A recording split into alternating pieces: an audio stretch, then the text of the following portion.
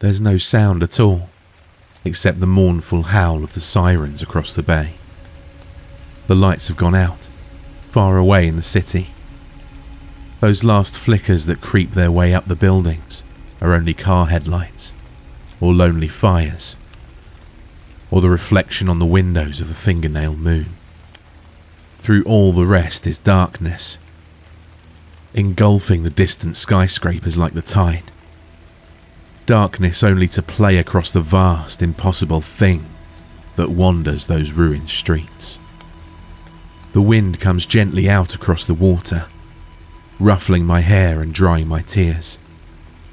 And with it come the smells of smoke and ruin and death. I sit curled against my brother on the hilltop, his jacket bundled around me for warmth, the grass damp with dew beneath us. I'm as quiet as he is now. It doesn't feel as if there's anything left to say. That thing towers into the nighttime sky, so tall that even from here we have to look up to see the top. So slow that the only way to see it move is to look away and back again. There are no words to describe it. There never are for things like that. And what would be the point of them anyway? There's no one left to tell. Mother ran out ahead of us, calling for us to follow, and one of its limbs came down and swallowed her up, like a dark star.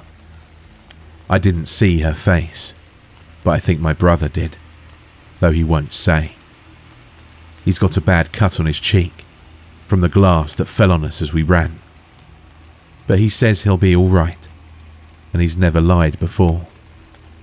The sound of the sirens bounces oddly off of that colossal thing, its pale form distorting them into hooting wails, like some great pale wall in front of the stars. It sounds as if even they are begging it, pleading with it to move on, to leave this city and find another to destroy. But I saw the news broadcasts before the power went down and the internet died. There aren't any other cities, not anymore. There isn't anything at all. My brother wraps his arm around me, leaning his head down against my hair. His cheeks are wet, though I haven't heard him crying. His breaths are slow and shaky, and his fingers are cold as ice as they wrap themselves around mine. He squeezes my hand, and I squeeze his. Just us two together, here at the end of the world. Trees flicker by outside the van as the headlights pass over them. Pillars in the shadowed hall of the infinite night. The radio whispers things, sputtering scraps of old commercials and songs neither of us are old enough to know. Mostly, it just hisses with static, like pale water that seems to flow out of the speaker and up into our ears. The seats are hard leather, uncomfortable, and smelling of sweat and old perfume. Mine has settled around the shape of a much bigger person, and I curl down into it like a baby fox in its den, staring wide-eyed at the darkened world outside. We found the van a few days ago, in a ditch beside the road. There was only one person in it, hunched over the steering wheel, his clothes too big for his mummified body. My brother told me not to look at him, but I caught a glimpse of the midnight blue of his bulging veins, and the dried up darkness that had poured from his eyes and crusted on his cheeks. I still see it when I close my eyes, when Mother isn't there. My brother said there's a place, somewhere far away, where we can go to be safe. It's a long journey, and we won't get there for a while, but when we do, he said we'll be okay. He said they have their own power that they get from underground, and they're too well hidden for any of the new things of the world to find. I asked him how we'll find them, and he said he knows the way. He always does. The van lurches suddenly to a halt, the seatbelt pressing itself sharply against my chest. I look up at my brother, confused, and he presses his finger to his lips and points forward out the window. There, drifting silently across the road, are elegant things, huge and ethereal and pale. Antlers flow vast and branching from their heads. But if they were ever anything like deer, they are no longer. They're a new and better creature, more than anything nature or imagination could create. And the headlights flickering across them feel almost irreverent, a leftover mundanity of a world they've left behind.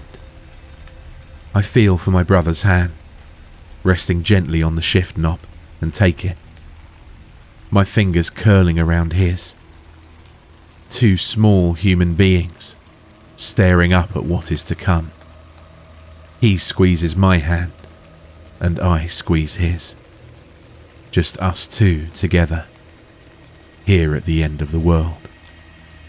The gas station is a quiet little thing, huddled by the road like a toy whose owners have grown up and left it behind.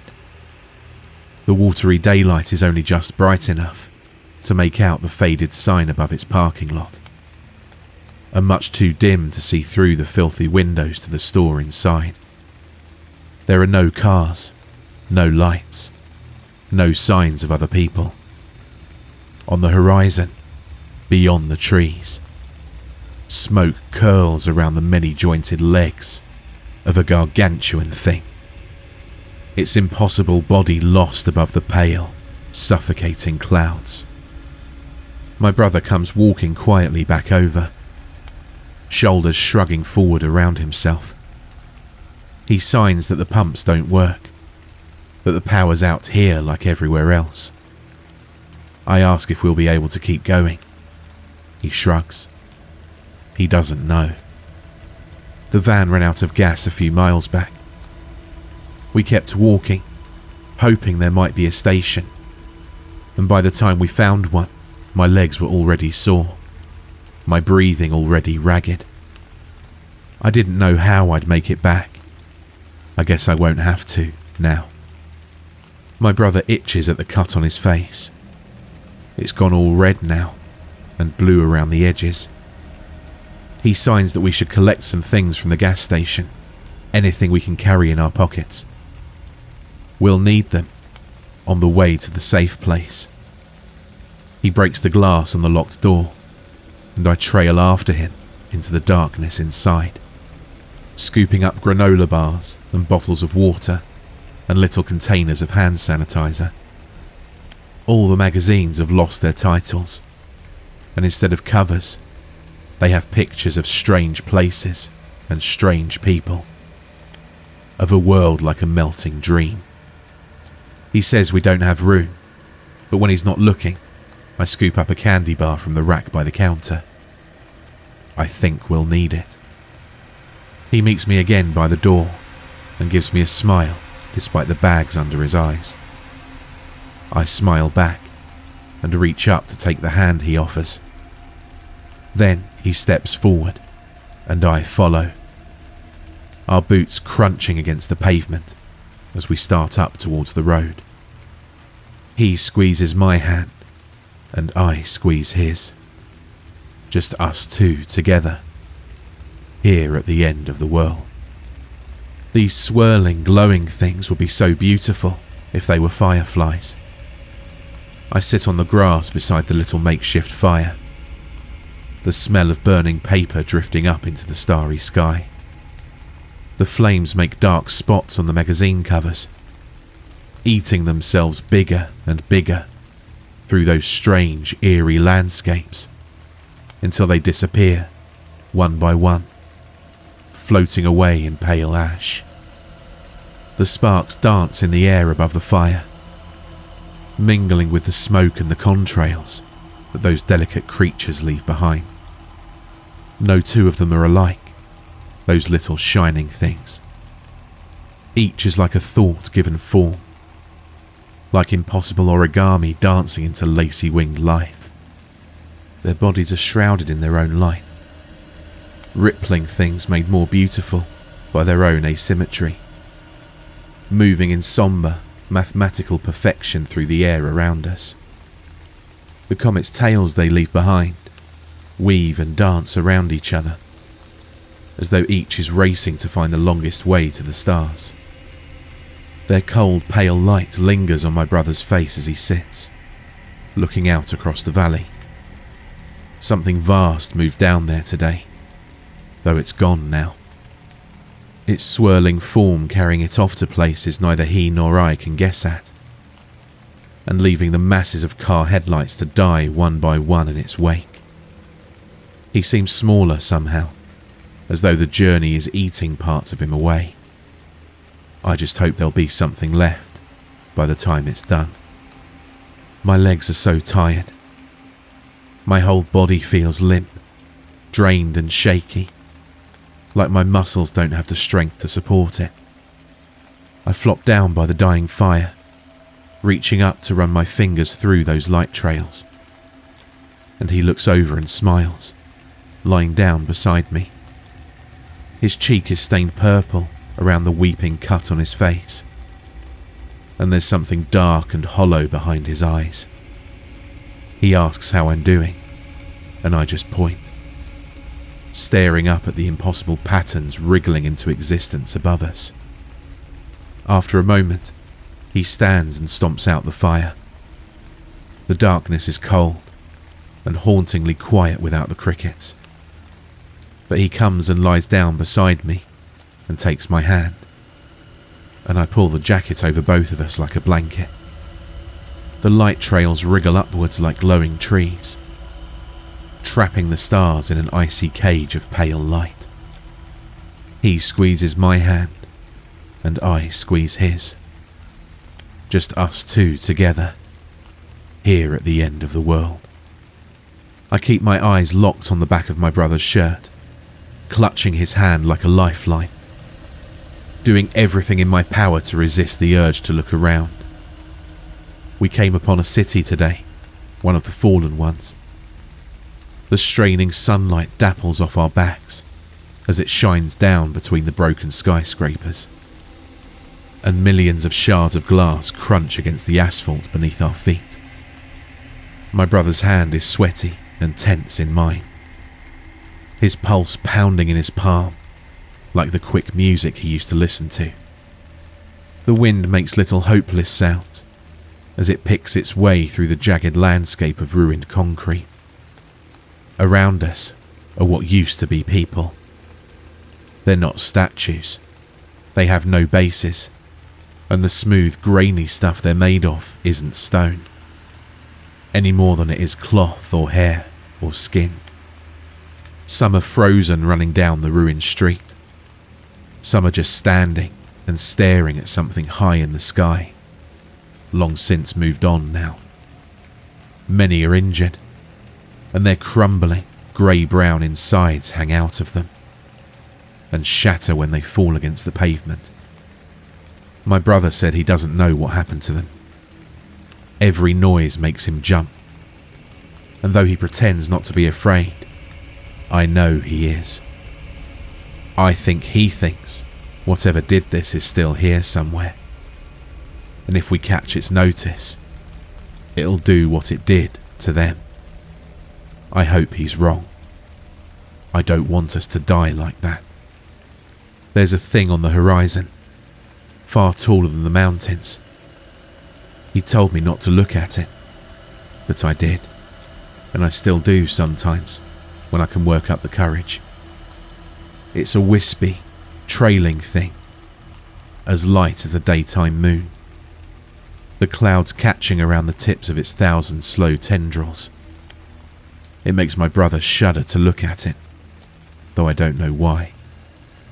It's no worse than the other vast giants of the new world we've seen. Towards it we walk, as straight as the streets and ruins will carry us. There was fog here this morning, a light yellow and green, though it's gone now. leaving behind only the desolation around us. He reaches up and scratches at his chin, where the midnight blue of his wound pulses down his veins like roots unspooling. Every morning it's worse, that discoloration reaching farther and farther through him.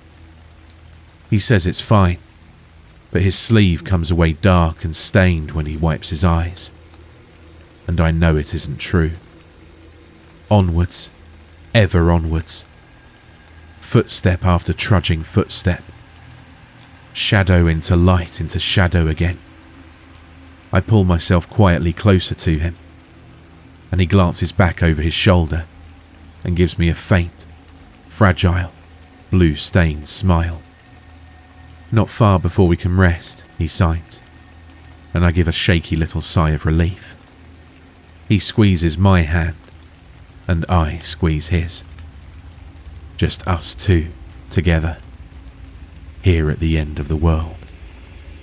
Overhead, the tendrils trail, up and up and up, until they meet beneath that gargantuan thing, countless miles into the sky. We sit on what used to be a lawn, a little yellow house standing before us, like a tombstone to honour the old world. Over it, and over the grass, and over everything beyond, is draped something thin, neither spiderweb nor mould, but something soft and lacy and delicate, covered in tiny, weaving filaments. It clings to my skin when I put my hand on it, as though begging me to stay. My brother won't look up at the colossus above us. His fists are clenched in his lap, and his eyes stay fixed on the white ground, as though he wants to crawl beneath it and disappear. The blue trails of tears run sometimes down his cheeks. I crawl over towards him, starting to wrap an arm around his back, but he flinches away and shakes his head. His body feels cold, and his hands are shaking in his lap, fidgeting helplessly with one another like caged spiders. He coughs, deep and hoarse, one of the very few sounds I've ever heard him make. Gently, I reach into my pocket and set down the candy bar on the pallid feelers in front of him. He goes still, looking quietly down at it, and then gently reaches out to pick it up, snapping it almost reverently in two. He takes a bite of his half, and I can see the stress lift off of him, and the relief spreading slowly across his features. I take a bite of mine, and it's the best thing I've tasted since Mother died. He reaches out a hand, very quietly, and I take it in both of mine, leaning against him and closing my eyes. Overhead, those vast appendages wrap slowly around one another, like clouds dancing high above, and the pale filaments seem to reach towards them like worshipping arms. For the first time in what feels like years, there's peace in my brother's breath. He squeezes my hand, and I squeeze his. Just us two together, here at the end of the world. He says it's not far now. I'm so tired. Every breath feels hoarse and ragged. Worn out lungs gasping at air that no longer tastes real. My legs are numb, and every step takes the effort of moving the world. Again and again, his fingers form the rhythm of those words. The hand that does not clutch mine, flicking from beneath his chin and falling against his chest, over and over, as though the motions themselves are giving him the energy to keep going. The mountains are too tall around us, and other mountains have come down to meet them out of the sky. The ground is smooth and glassy. Trees and cars and shadowy forms trapped within it, like flies in amber. And translucent, many-legged things pick their way across it, striding with hazy purpose across those misty plains. Wind turbines tower canted above us like forgotten megaliths, some with blades still creaking in the sour-smelling wind, others still and silent, as though listening to something far away.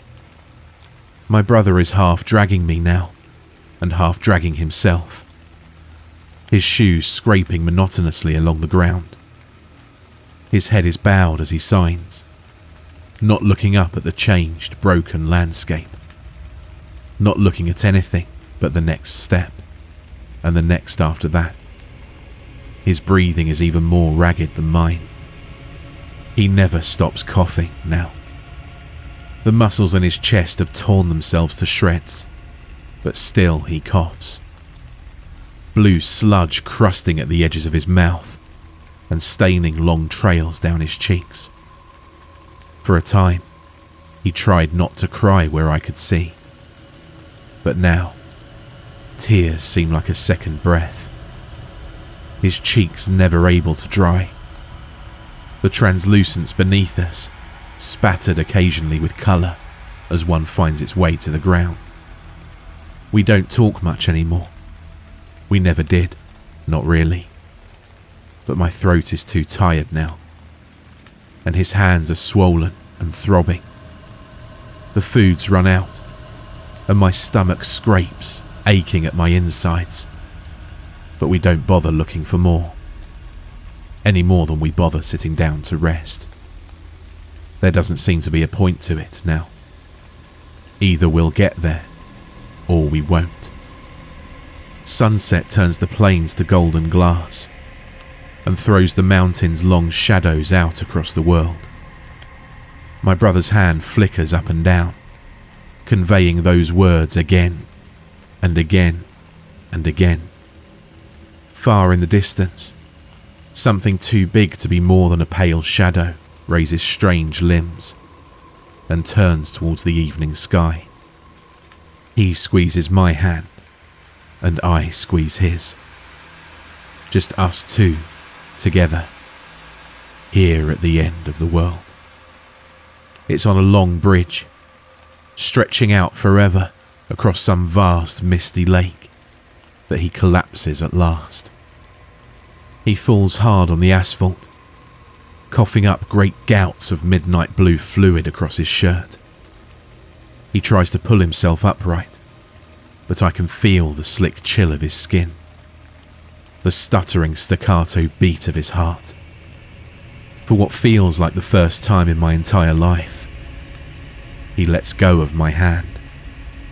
I fall to my knees beside him, shaking his shoulder, frantically asking him what's wrong. He signs that he's all right, that he just needs a moment to rest. But it's obvious he's lying. He opens his eyes and stares up at me, and they're ink wells of midnight blue, stretching off into endless, star-filled depths. It's at that moment that I realise he's dying. Uncontrollable tears are flowing down my cheeks, falling with gentle sounds into the blue foulness on his. I beg him to get up. I beg him to keep breathing. I beg him to stay, to let me find help, food, something. But there's nothing, and we both know it, as he chokes on the fluid in his throat. Whimpering, I lean down over him, asking him how far it is to the safe place. Perhaps I can get him there. Perhaps, at least, he can die somewhere that isn't this awful nightmare of the world. Clouds drift across the lake below us, obscuring the vast shadows that move within. Overhead, the sky shimmers a new colour, a kind of blue that it's never been before. At last, at long last, he raises a shaking hand. "I'm sorry," he signs, slowly, painstakingly picking out the words. "I didn't want to lie to you. I really didn't. But we had to have something. We had to try. even if there wasn't anything to try for. He raises a hand and takes mine within it, holding up the other with the middle two fingers folded against his palm. I love you. Sobbing, I curl myself against his chest and feel the breath go out of him. I squeeze his hand and he does not respond. Just me, alone, here at the end of the world.